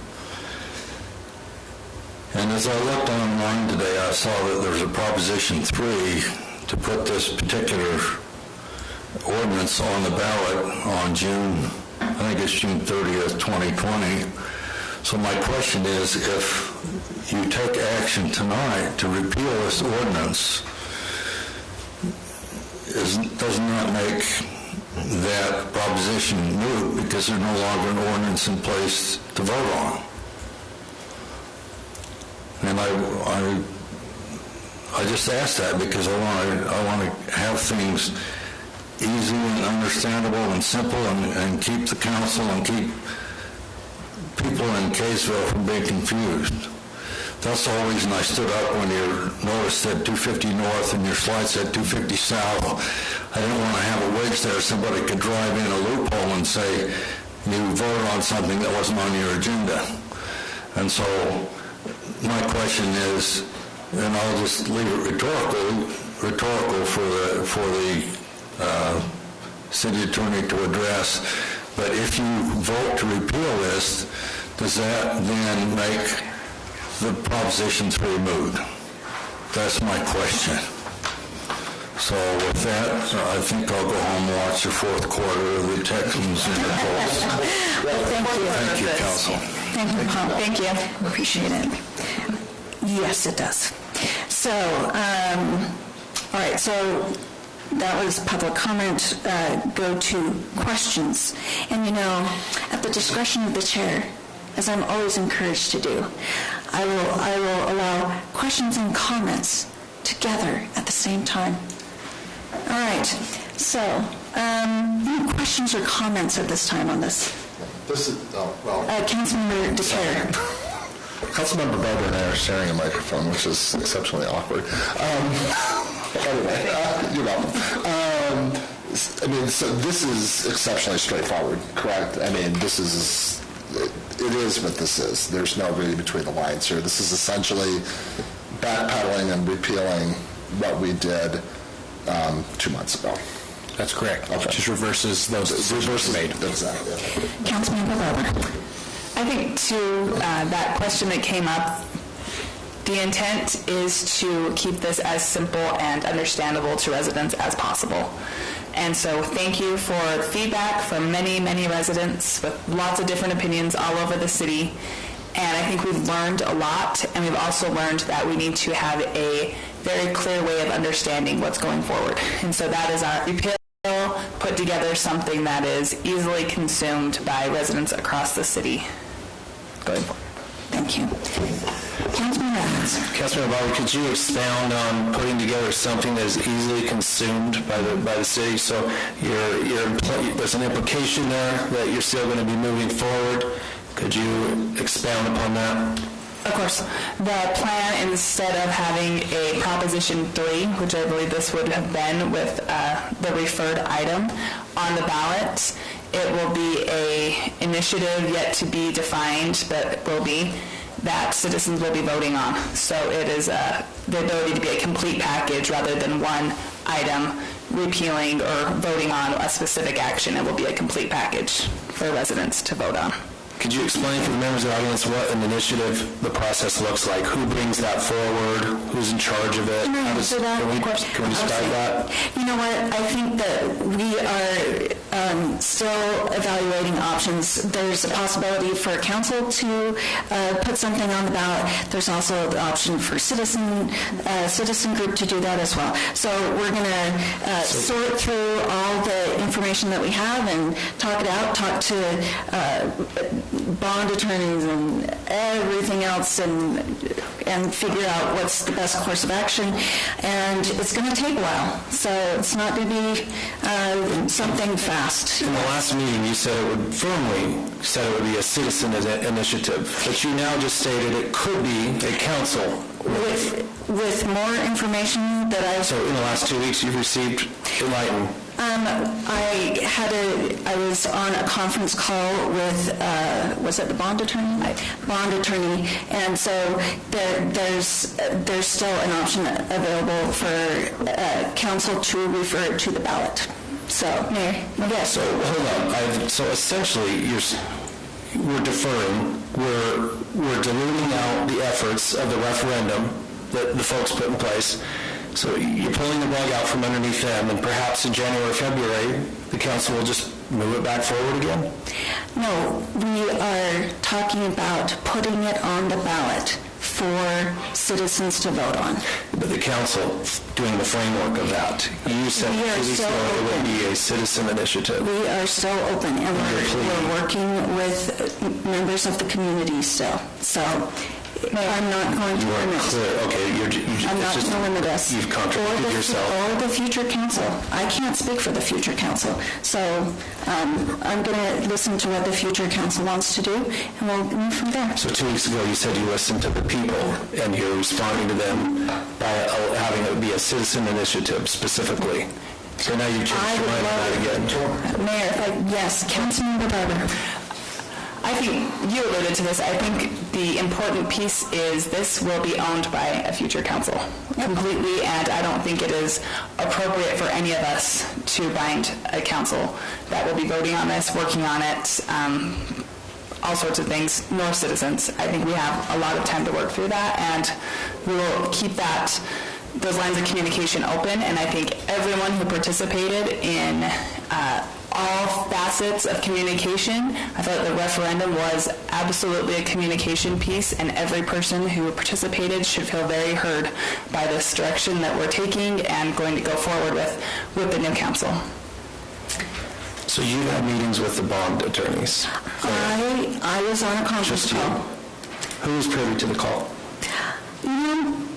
I was on it with Shane Scott and Councilmember Barber and I believe Ryan Judd. So is that all right with you? That's it? I wasn't in the room. I was on a conference call. And you know what? We're going to move on. You're being vague about this. Are you sure? That's who I am. Do you know? So we're moving on. I don't need to be cross-examined. This is kind of a big deal. No, it's not. We are... You just told the people 2 weeks ago. Point of order. Yeah. Irrelevant. It was an initial point of order. Irrelevant. You're questioning my integrity. That's what you're doing. Now bringing forth point of order. Bringing forth clarification. Irrelevant. In a controlled manner. Councilmember Adams. And here we go. We are moving on. We have... did we move this? We haven't yet. And well, we were sort of... Yes. Maybe, Mayor, if I just make a yes, Councilmember. Maybe let other council members talk to it. Yes, yeah. Let's do that. So I thought we were moving on. Do you have a comment on this? Yeah, I do. I think this is, I'll just go back in history because I completely agree that the decision whether or not to do nothing basically for the next is the next council's, or to put it on the ballot. Either way, citizens' initiative or putting it on the ballot, the people get to decide, and I think that's pretty clear the direction at this point. But to go back where we've been, I really don't have any regrets. I mean, initially my thought was, to me, sort of looking at it financially as an accountant kind of, and saying, hey, this is a great deal because there's things for those who can't afford it. There's this low level of service that doesn't even exist now. So in my mind, everyone was taken care of. And if we could get that and everyone improved, so better service, less cost, benefits the whole community, benefits the city, makes the city more efficient, makes sense. But for whatever reason, that message, not everyone agreed. So at that point, you've got to go back to, what's the next step? If that message... If people didn't object to that, then maybe we wouldn't have been able to make some of the improvements or adaptations that we've made. But I would be remiss if I took any credit myself. I've been very interested in it and followed it, but really Councilmember Barber and Councilmember DeCare were on the TAC, and we have Andre Lortz here, Councilmember-elect, who was on the TAC. Jordan and Brett Tarbox and others, Jordan Stevenson, and they did a tremendous amount of effort on this, and I'm just so grateful to the TAC for doing all this work, and from my assessment, I know people disagree in the community, did a tremendous amount of research and planning and surveys. I don't know that anything's ever been done on this scale in Kaysville before, with so much outreach and so many surveys, reminders and robocalls and mailings and everything to get the word out. And none of that is lost. That is part of the education process to understand where we've come from and maybe where the next council and the citizens will take us in upgrading our telecommunications infrastructure. So I just applaud everyone who's worked on this. And again, just my wholehearted support. It will be tremendous for the city. It will help us in so many ways, both individually, teleworkers, businesses coming into the community, being able to encourage higher tech and making it available for everyone, not just 10% or 8% or whatever it is, or those that have everything but the last mile, fiber but not the last mile. So anyway, I'm appreciative of all the work that's been done, and I wish the next council well and the citizens well as it moves forward. Thank you, Councilmember Garn. Tonight is Councilmember Garn's last meeting in person, so appreciate everything that you have done for our community and the hard work and one-on-one talking with citizens that you've done. So thank you. Thank you. All right, other comments? Councilmember Page. Councilmember Page, here you go. Did you have something to say? No, I'm fine. Okay. I had one. Councilmember Barber. Just to add to that, I know I said this last meeting, but I'll say it again. I, at this point, am more excited and looking forward to this project than ever before, because I feel like we have the opportunity to bring this to the finish line in a unified way across the city. And I second Councilmember Garn, even being in the thick of the whole project, I don't have any regrets because I've learned from every step of the way. I think that's the only decision and takeaway we can have, is learning and getting better and better, and that's the commitment I make as we bring this into this next year, that we can all appreciate a unified, much better project, an opportunity for the city. All right. Councilmember DeCare, did you have anything? I was going to make a motion. Let's make a motion. Are these two separate motions? Or? If we could have one of yes. those two separate motions, that'd be our preference. I'll make a motion that we repeal ordinance, that we create an ordinance repealing ordinance 190904 relating to the telecommunications department and utility. Second. It's been moved by Councilmember DeCare, seconded by Councilmember Garn. Any last comments? No. Let's go to a vote. Councilmember Page. Aye. Aye. Aye. Aye. Abstain. Is that allowed? Yeah, you can abstain. Okay. It's not Abstain. my legislation to repeal. I never supported it from the beginning. All right. Motion passes 4-0. Then we'll go on to a resolution repealing Resolution 19-9-3. I'll make a second motion that we create a resolution repealing Resolution 090903 relating to the interlocal cooperative agreement of Light Hub Communications Agency and withdrawing approval of related service agreement. I'll second. It's been moved by Councilmember DeCare, seconded by Councilmember Barber. Final comments.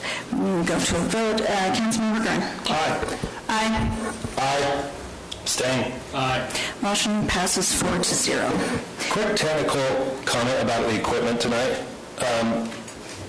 The sound quality last meeting was terrible. It sounded like there was Morse code in the background, not here in the room per se, but for anybody watching. And evidently that's going on again right now. Is the IT guy here? Are you receiving? Why is this happening again? How do you know that's happening, Councilman? Because I picked up my phone to look at my agenda, and there is a notification. Well, it's a notification on my screen of someone saying, I can't hear. Well, that's great. Anyway, thank you. I care about people being able to hear. Okay. We're going to move on. All right, I'm going to stop right here. We're a little bit chippy tonight, so let's calm down and be professional. Thank you. We're moving on to our work items. Josh, I think it's you.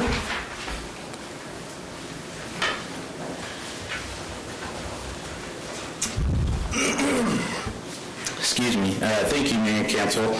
As you can see in the packets, we've submitted for review an updated water conservation plan as required by the State Division of Drinking Water.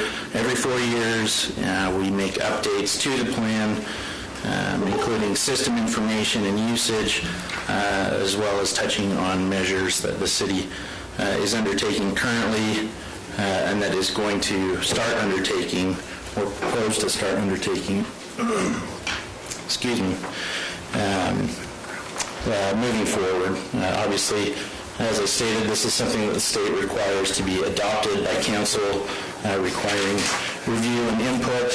So what you have before you is the draft update. So.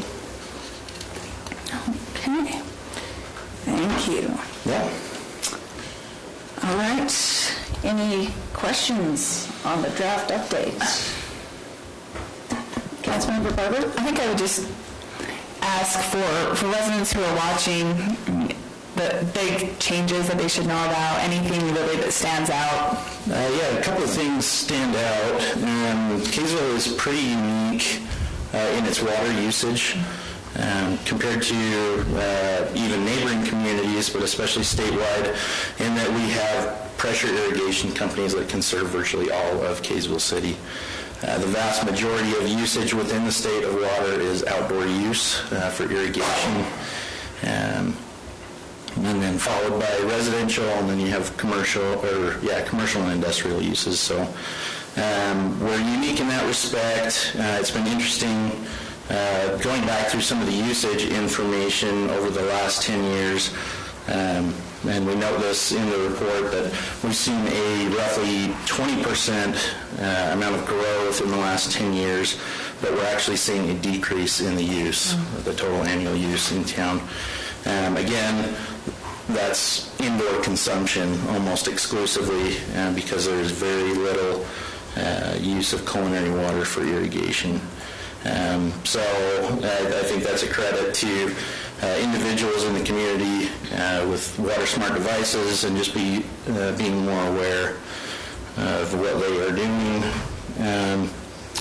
Things that we've added towards the last 2 pages of this draft.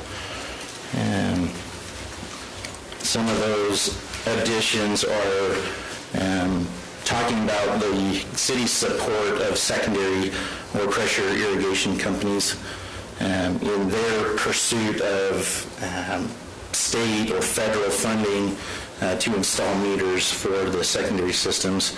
That's been a huge focus of all these companies, obviously required with all new construction or reconstruction, but they're pursuing funds and the ability to retrofit, to better track what they have and educate their users. We touch on the water meter AMI install that the city has undertaken since the last update to the plan, which allows us a similar capacity to better understand, more accurately track water usage. And then touching on some of the communication avenues that currently exist and that we utilize to share information with residents and with users in resources that largely come from like Weber Basin Water Conservancy District, Jordan Valley, etc., as well as opportunities like Kaysville University that we've done previously, and then also opportunities which we have, Public Works goes into elementary schools every year to talk about, in part, water conservation. So, yeah, I would just say to that, I think as far as residents are concerned, I think we are just getting better at monitoring water usage and conserving. And I think things like the rebates that are available through all of secondary water, I would encourage everyone to go take advantage of those. They're awesome, and they're really, if you're into tech gadgets, kind of exciting, and you get to know that you're being very conservative with your use. There's some pretty amazing resources with our proximity to Weber Basin, whether it's kind of a technical advisory role of, hey, why don't you come out to our garden and we'll talk about water-wise plants or irrigation features, but also rebates, looking at indoor uses as well. So, thanks, Josh. Councilman Kent. Just 2 quick things. One, I think AMI metering on secondary water is an excellent idea. Period, end of story. I watch people turn it on and walk away from it, and it's on all day, and I think to myself, what are you guys doing, man? regardless of that, though, the whole AMI metering, like we're doing with our power, too, here in Kaysville, I mean, I think it's smart. It's significantly reduced consumption. It makes people think more about things and stuff. It's wonderful across the board. Secondary question to that is, and I should probably know the answer to this, but I don't. So is all of Kaysville connected to some secondary pressure irrigation? No, not all of Kaysville. Most of it is. I could arbitrarily say, between 85 and 90%. Okay, so most of Kaysville is. The city ordinance states that development occurring east of Highway 89 is not required to install pressure irrigation because there currently is no infrastructure that can support that. Supports it, right? Yeah. Okay, all right, that's cool. All right, that's good. I'm done. Thank you. All right, thank you. Any other questions? So, all right. Are we looking for a motion to? Yes, please. Action items? Yes. Okay. So I'll move that we move our water conservation plan to an action item at next council meeting. Second the motion. It's been moved by Councilmember Barber and seconded by Councilmember Adams. Any final comments? Now let's go to a vote. Yes, Councilmember Byrne. Sorry. Last chance to kind of beat my favorite drum, which is water, that I've been hearing for maybe 50 years. I remember when my dad was water commissioner of Salt Lake City, and he always used to say, water is the ultimate limit to growth. Nothing else. You can build highways, you can add transportation, mass transit. We've got plenty of land, even with the mountains, but we live in a desert. And eventually water will be the limit to growth. And so how important is this, to get smarter, to get better at water usage? And it will become more and more important every year. So now's the time to plan, now's the time to think about it, now's the time to educate, so we don't get in a crisis situation and then have to make much tougher choices later. So, thank you. All right, let's go to a vote. Councilmember Barber. Aye. Aye. Aye. Aye. Aye.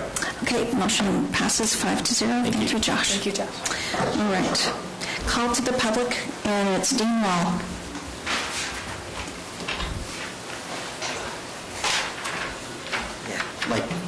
I'm Dean Wall.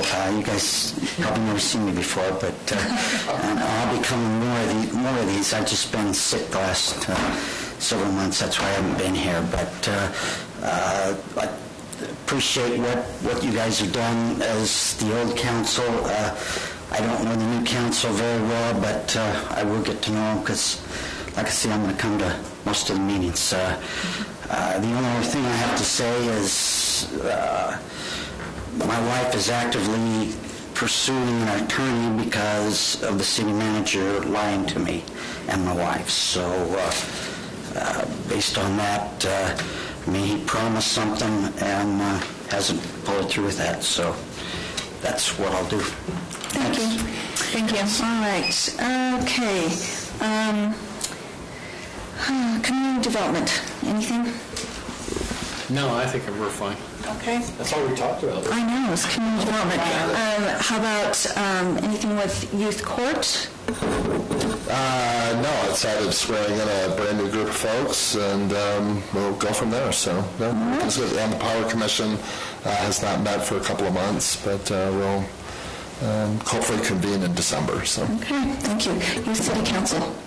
We have a huge effort Kaysville Gives right now, which is an excellent time to take care of some really excellent causes in our community. So we have our first event December 7th where we're filling the fire truck at fire station, and then there will be opportunities to give. You can go online, you can come to the police station and pick up tags of items that are needed. Some of them are really fun to go shopping for, like a bike for a 6-year-old girl, and all the way to belts and dress clothes for a man who's applying for jobs. So just so many needs, and I'm really encouraged by how many in our community like to give. So this is the best opportunity. Thank you. And Public Works, anything?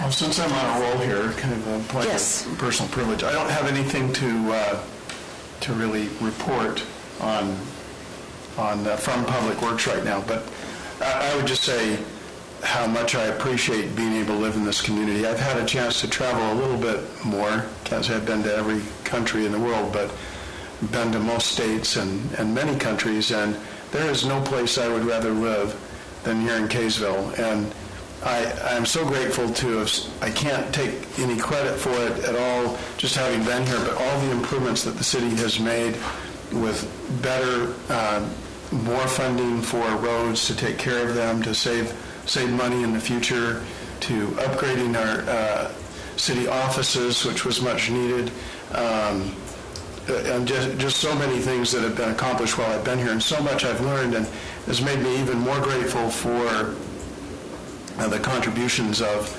so many people, so many volunteers that get involved in our community, and just amazing, like our recreation departments.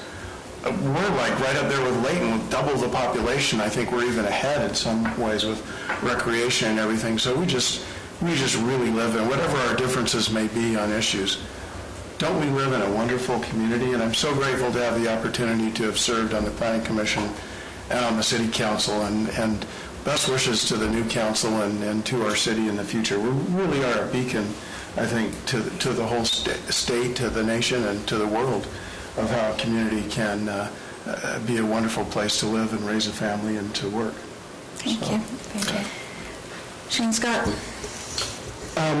Maybe just going off of Councilmember Garn's comments, I was able to go to lunch at the Ops Center today, and just talking with a lot of the folks that work out there, I just really want to reiterate, and I know that you all know this, but we have incredible staff in our city.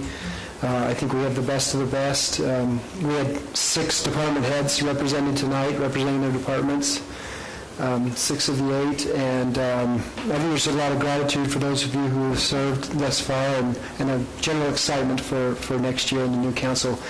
When I tell colleagues that we have 4 new council members, they're very taken aback and think that's they always have a look of fear and scared look on their face, but I think it's also very exciting, and of course we want to thank all of you that served the last 2 to 4 years. So.